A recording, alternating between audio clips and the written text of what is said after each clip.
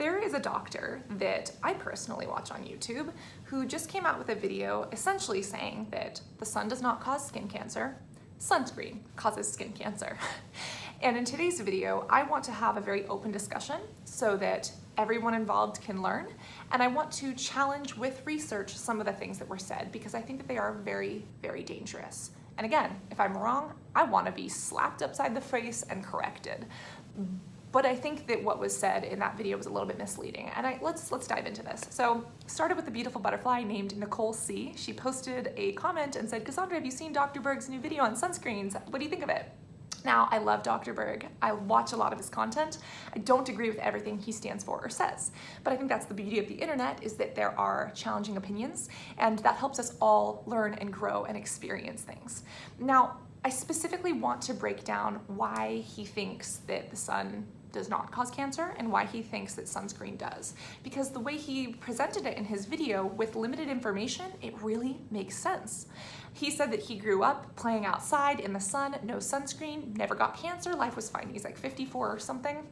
Life is fine. Well, nowadays, kids are inside, they're looking at screens all day, there's no outdoor time, we're putting on sunscreen all the time that we are outdoors, and we don't have as much vitamin D, and skin cancer cases have gone up.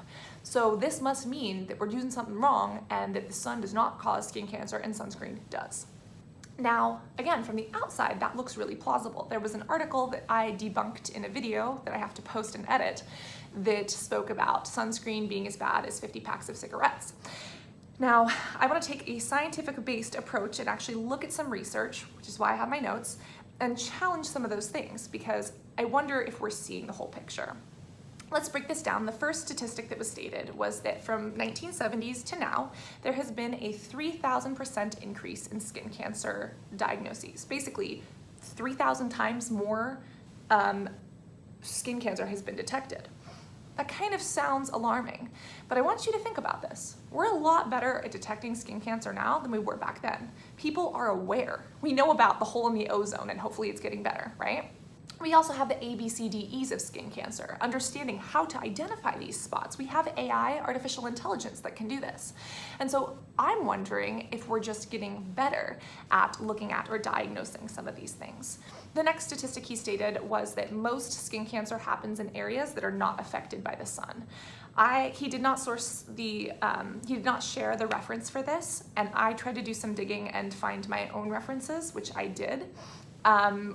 That I think don't agree with that. So he was saying, if the sun really causes skin cancer, wouldn't it be happening in areas that we get sun? Well, yes.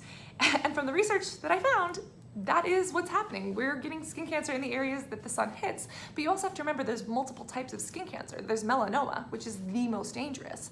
But there's also squamous cell carcinomas, and there are different sunburns in different areas. Again, I really want to cite this correctly. So the site that I found stated that men usually get sunburns and skin cancer on the chest and on the back, and women usually get skin cancer on the arms and on the legs.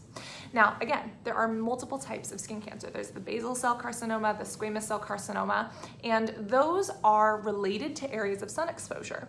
But the real one that is deadly is melanoma. That is not just related to sun exposure, it is related to burns.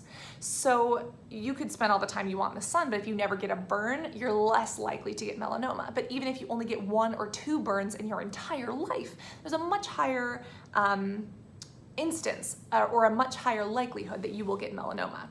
Now, especially when we look at this from a new eye, what do men do when they go to the beach in the summer? The very first summer break, right? They take off their shirts and they usually get burned on the chest and the back. What do women do? They go out, maybe they're not protecting their arms or their legs as much. Seeing as this is where we have the most melanoma, and knowing that melanoma is related to the severity of a burn from the sun, that kind of seems interesting to me. The quote that I'm directly taking also says, these melanomas often have different gene changes in those than melanomas that develop in sun-exposed areas. Again, talking about melanomas that are squamous cell or basal cell versus, versus, I just burped, wow, that's nice, versus the melanoma. So The next point that he comes across is that sunscreen stops vitamin D. Vitamin D, we know, is very, very important. It's technically not a vitamin. It technically acts as a hormone within the skin, but it's very important. Every single cell on our body has a receptor for vitamin D. It used to be known as like bone growth, but it impacts everything. Our bodies synthesize vitamin D from the sun. We can get vitamin D through nutrition as well, but our bodies mainly synthesize it through sun exposure. We don't need a lot, but we do need some, and it's specifically UV exposure and in a very certain wavelength. I believe that it is 290 to 310. Did I cite that correctly? 290 to 315 nanometers. And again, all of these citations will be below. So we know that vitamin D is important for life. We can get it through our diet and through sun. But does sunscreen block vitamin D production? Also, vitamin D is anti-cancerous. Vitamin D helps protect us against cancer, which is kind of ironic because our bodies make it in the sun. So he's saying that sunscreen blocks us from making vitamin D. I found about 6 papers, 3 definitively, that say that that is not true. I also want you to keep in mind there's 2 different forms of vitamin D. There's vitamin D2 and there's vitamin D3. And this is where it can get a little bit complicated. Also, they're bound to a protein, whether you get them through diet or through the skin. They are bound to a protein. Our skin doesn't just make them and then they go throughout the body. Our skin makes them, they're bound to a protein. They get processed by the liver. Then they get processed by the kidney. Only then do they circulate the body freely as a form of D3 that we can actually use. And when you think about that, there's a lot that can go wrong in that process. It might not just be the absorption from the sun, it might also be dysregulation with the liver. If someone has liver disease, how does that, or hepatic disease, how does that impact things? If someone has a kidney issue, I've only got 1 kidney. Does that mean my body is going to be worse or better or different at working with some of these metabolites? We don't know that. So again, the UVB, remember B stands for burn, A stands for aging, UVA, UVB. UVB rays from 290 to 315 nanometers are the ones that turn this 7-DHC into vitamin D3. That is the pathway that happens through the skin. There were vitamin B, or there were studies that I looked at that kind of debunked what Dr. Berg had said.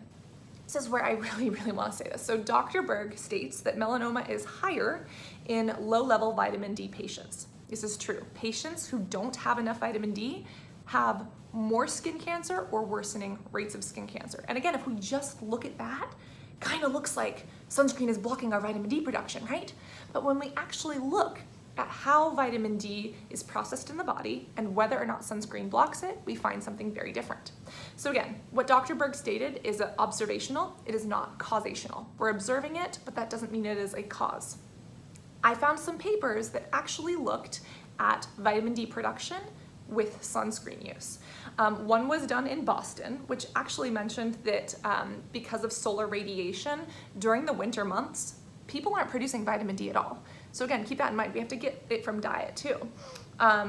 Between the ages of months of March and October. So aging, sunscreens, and melanin all diminish the capacity of the skin to produce vitamin D3. So someone who has more melanin-enriched skin, who's a 6 on the Fitzpatrick scale, who has that beautiful brown pigment, they are going to naturally need more sun exposure to create vitamin D3, or to synthesize vitamin D3. So it is true that we are indoors more, but I also want you to think about window light, which I actually have shining right there. Window light blocks UVB rays. So that's why you don't usually burn sitting in front of a window, but it does not block UVA rays. Remember, UVA is the aging. And this is also where it gets into Dr. Berg saying, sun doesn't cause melanoma, it doesn't cause skin cancer, but we have seen in multiple studies, UV rays cause DNA changes that cause cancer. What is cancer? Cancer is cells proliferating in a wrong way. They're mutated and our body doesn't detect them. That's why cancer is so dangerous. It can happen in a bunch of different places. There has been scientific research showing and proving time and time again that exposure to UV rays changes DNA, the building blocks, the blueprints of our skin, to promote them to act a little bit more sporadic. So again, this is where it gets a little interesting. So there was a PubMed article that I read, I believe it is free online, you can look at it, Melanoma Preventable by Sunscreen. There was an Australian study of over 1,600 people for 10 years. So again, they put sunscreen on over 1,600 people for a decade. And guess what? No negative effects of the sunscreen blocking the vitamin D production. So yes, vitamin D, a deficiency can make cancer worse, but that doesn't mean that the sunscreen is causing that deficiency. That's observational, not causational. So then, does sunscreen cause cancer? This is something he says, and this I really want to rebut, but I also want to make a very interesting distinction. He said sunscreen might cause cancer. He said sunscreen is carcinogenic. His source was his own video. That was his reference. He failed to mention there are two types of sunscreens that we have spoken about a lot on this channel. And to claim that all sunscreens are carcinogenic when they are actually proven time and time again to stop the UVB rays from mutating our DNA and our cells, I feel is very dangerous. So let's break this down. There are two forms of sunscreen that we have spoken about over and over and over again on this channel. There are physical, mineral, and then there are chemical. I personally only use physical and mineral. These are the only ones I like, but chemical is also an option. Chemical includes avobenzones, oxybenzones. Physical and mineral contain titanium dioxide, zinc oxide, titanium oxide, zinc oxide. These work like a mirror. They reflect light, whereas these work like sponges, and they hold on to the photons and the UVA and UVB rays and stop them from going into your skin. Here's the thing. You need to reapply both of them regularly, and avobenzone and oxybenzone has recently been shown to get into our bloodstream. Just because it gets into our bloodstream doesn't mean it causes cancer. Now, do I use those? No, I don't want them in my bloodstream. But avobenzone was shown to be absorbed 4 times more into the bloodstream. I don't like that. Does it mean it causes cancer? No. Does it mean that all sunscreen causes cancer? No. The FDA is looking into this, and I am glad. And I also like that Dr. Berg is challenging some of these industries that I don't think are good. But to say that all sunscreen is causing cancer is not okay, especially when we know that this class has been proven safe over and over again. Also, I did some research. The only things that I could find were papers from Denmark. A lot of them were done in animals, very few on humans, citing endocrine disruption, hormone disruption, citing potential childhood impact, birth defects, and then potential cancer in rats, I think. And again, do I look like a rat? Doesn't always translate. So we don't know if these sunscreens cause cancer, and I think it is very, very irresponsible to say that all sunscreens cause cancer when we know that this group has been definitively proven to be protective. There was also a 2017 study in July in Belgium that showed that while sunscreen can block vitamin D, the active form in vitamin D in blood was still circulating.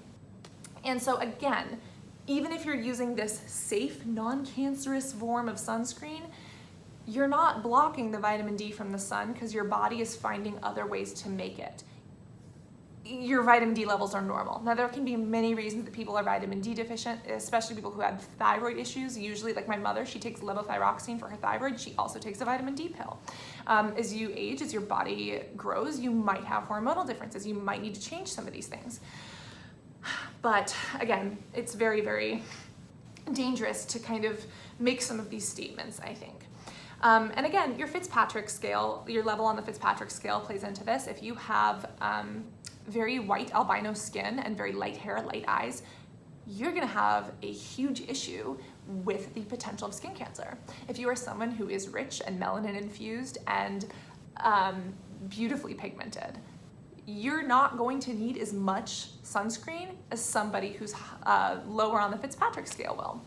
And again, to just say that sunscreen it reacts the same to everybody is really, really dangerous.